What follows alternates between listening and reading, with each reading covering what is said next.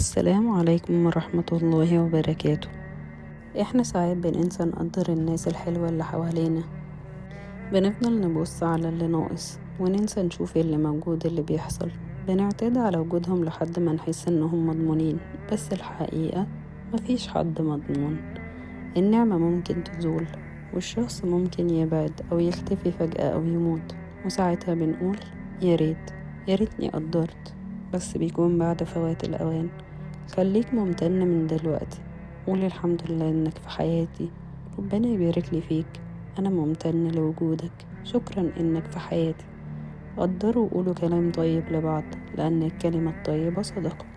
كلمة واحدة ممكن تبني جدار من الطمأنينة بينك وبين اللي بتحبه.